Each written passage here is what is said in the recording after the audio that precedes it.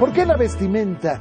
¿Por qué la larga capa negra? ¿Por qué la chalina en forma de moño? ¿Por qué la barba? ¿Por qué el sombrero de ala ancha?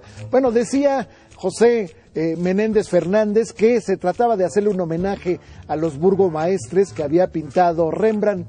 Y bueno, pues efectivamente su figura parecía sacada de un libro de historia, parecía entresacada quizás incluso de un cuadro de Rembrandt. Pero esa figura no solamente se la pasaba en los juzgados de la vieja cárcel de Belén, donde se hacinaban de tuberculosis, donde las enfermas, las internas, en ocasiones se caían. Hubo un caso realmente terrible, donde una mujer que estaba moviendo el atole, bueno, imagínese usted un perol donde ella tenía que subirse en una plataforma, estaba ella moviendo el atole para todos los presos, cuando de pronto, bueno, pues sufrió un desmayo, se cayó dentro del atole hirviendo. Imagínese usted qué muerte tan triste. Eso era lo que ocurría adentro de la cárcel de Belén. Bueno, ahí iba este hombre, el hombre del corbatón, ahí se metía a los juzgados y ahí defendía a las personas que en su momento requerían de sus servicios.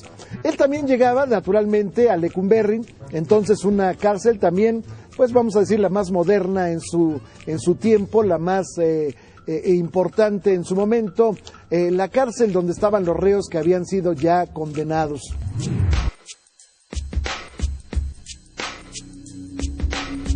José Menéndez, el hombre del corbatón, era un personaje que ayudaba a los humildes, a quienes ni siquiera sus abogados orientaban. No les cobraba nada porque nada tenían y lo poco que ganaba lo invertía para ayudar a más gente a pagar sus fianzas.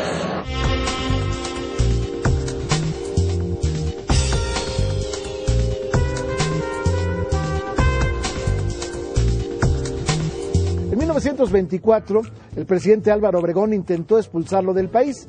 Simplemente decía: usted está acusado de usurpación de funciones, usted actúa como abogado sin serlo, en consecuencia usted es un reo de delito. En consecuencia también, bueno, pues vamos a expulsarlo del país aplicándole el artículo 33.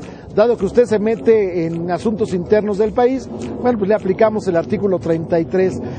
Resulta que lo apresan, él estaba en un lugar tradicional de la Ciudad de México que se llamaba La Flor de Lis.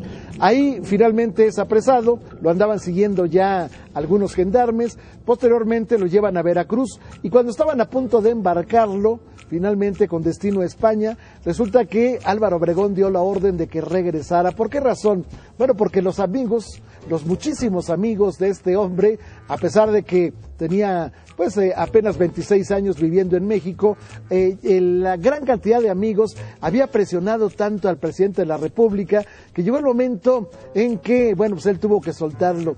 Dicen que ni siquiera cuando llegó el momento en que se expulsó al representante eclesiástico, al delegado apostólico del Vaticano en México, Monseñor Feidipi, dicen que ni siquiera la mitra presionó tanto como presionaron los amigos del corbatón. Finalmente Álvaro Obregón lo manda a traer y le dice: oiga, ¿por qué usted ejerce la abogacía sin tener el título? Y él explica que finalmente, bueno, pues él no lo hace de mala fe, finalmente le pagan unos cuantos centavos, pero que él es feliz haciendo la defensa de los pobres. Álvaro Obregón le dice: es usted un buen hombre, y lo deja libre.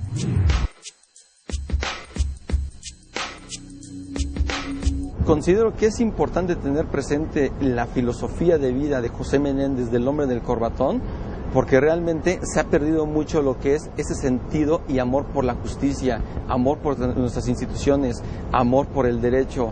Al menos yo quiero retomar lo que hace algunos años un grupo de profesores de la Facultad de Derecho, que en mi opinión hizo un pronunciamiento, pero condensando la filosofía de vida y de amor a la justicia de don José Menéndez. Decían: todo abogado tiene el deber moral de defender gratuitamente a personas de condición modesta por un sentido moral, ético y de justicia, y como una retribución a la UNAM, que es donde finalmente se educaron gratuitamente.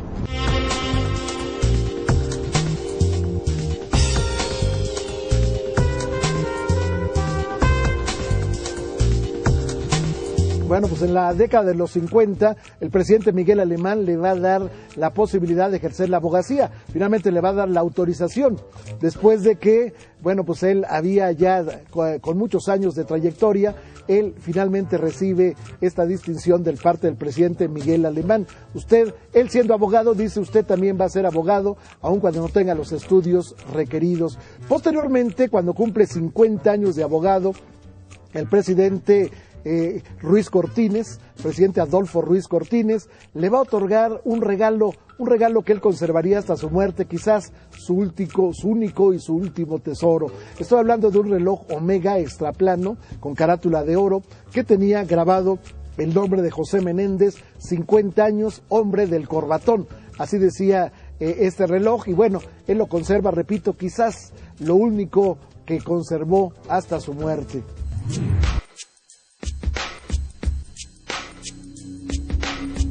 El hombre del corbatón no tenía un título que lo avalara como abogado y en alguna ocasión se encontró con un joven recién titulado que cuando vio al personaje del señor José Menéndez le dijo: adiós abogado sin título, y con la astucia del hombre del corbatón, este le dijo: adiós título sin abogado. Aquí se demuestra toda la astucia de este gran hombre.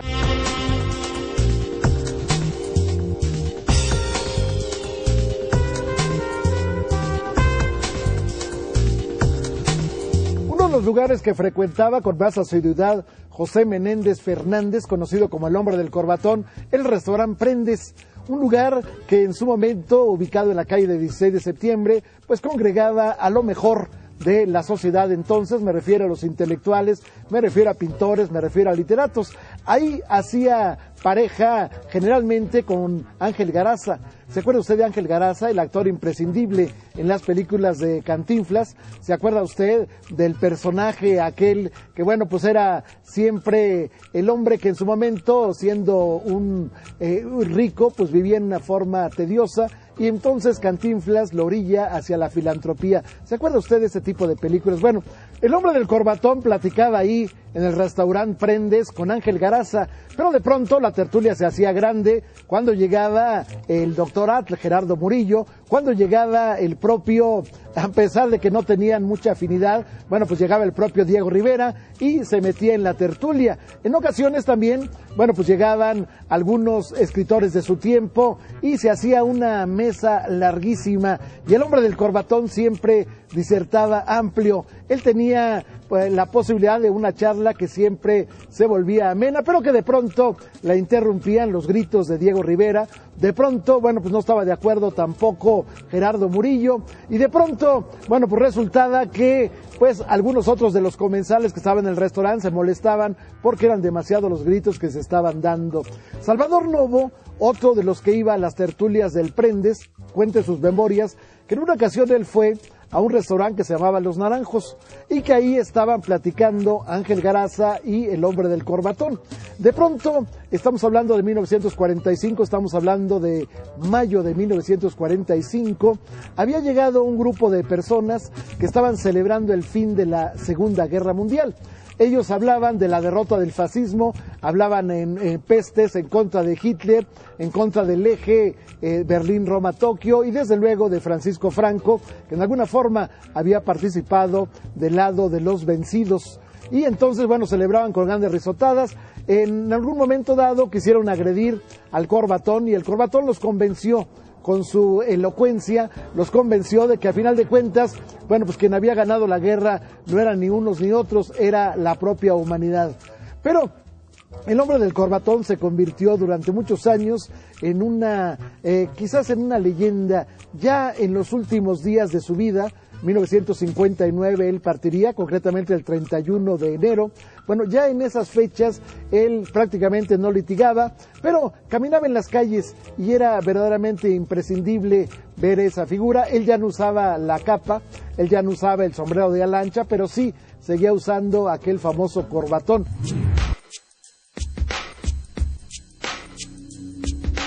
El legado del hombre del corbatón es simplemente para mí entender una percepción de lo que deben ser los abogados en el amplio sentido, es decir, Antes, cuando se decía que alguien era abogado, implicaba que era una persona con una amplia cultura, no nada más jurídica, sino universal, que realmente entendía esta vocación por la justicia, esta vocación por la defensa de las causas nobles. Y sin embargo, se ha ido perdiendo. Al menos lo que mis profesores que me relataron lo que era la figura del hombre del corbatón de don José Menéndez, era eso, inculcarnos que no necesariamente tenemos que ser abogados actuando siempre por cualquier causa. Hay que defender lo que es realmente justo, lo que consideramos como justo.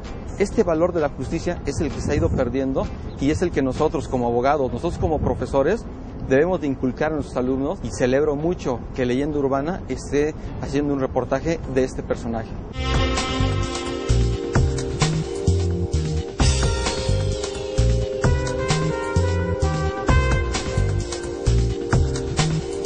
A sus 80 años, todavía erguido, el hombre del corbatón caminaba por las calles del centro histórico. Caminaba despacio, era como alguien que iba en una expectativa de que la gente lo estaba viendo. Caminaba despacio para que todo el mundo lo contemplara.